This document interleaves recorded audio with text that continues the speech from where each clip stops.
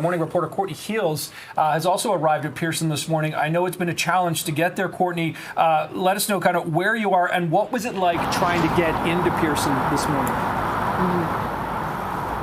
Pretty challenging, and the whole departures area is still blocked off, Nick. So there is, actually, I would say right now it's not too bad, but for the last hour or so, we know it's been quite challenging for passengers because of all the closures, because of this very active investigation. Where we are, we're in the arrivals area of Terminal 1. We were just told that this is where passengers should come if you're still trying to catch a flight. It doesn't seem like this is affecting any flight activity at this point, but the focus is above us, and I just had a chance to step up to the departures area. Again, this is Terminal 1. There is a huge police presence. I'm sure you can see that from Chopper 24. We're getting, of course, a few more details from Peel Regional Police and the SIU. They are confirming this was an officer-involved shooting. They are also saying there is this large police presence. An adult male was shot, also saying the officer uninjured. We don't know what the condition is of the man at this time. The SIU has been contacted. Police are also saying this is an isolated incident, and there's no known threats to public safety. Again, lots of delays as a result. So we are hearing that Peel Police are going to be sending an officer over to speak with members of the media. There's really only so much they will be able to say, though, given that the Special Investigations Unit is involved in this.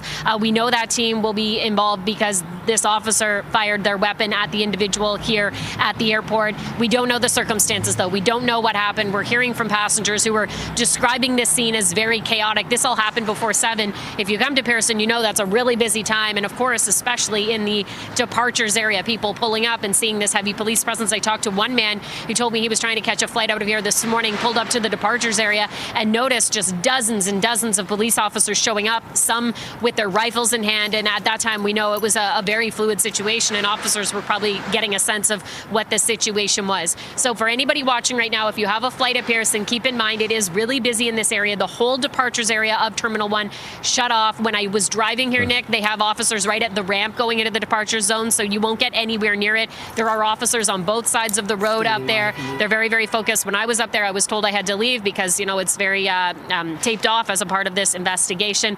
And we should be getting some more details on what the circumstances were, why officers were called here, why officers shot this man. We know he's an adult. That's all we have. We don't have an age. We don't know anything more. But again, this is all breaking news that we're following very closely here out of Pearson.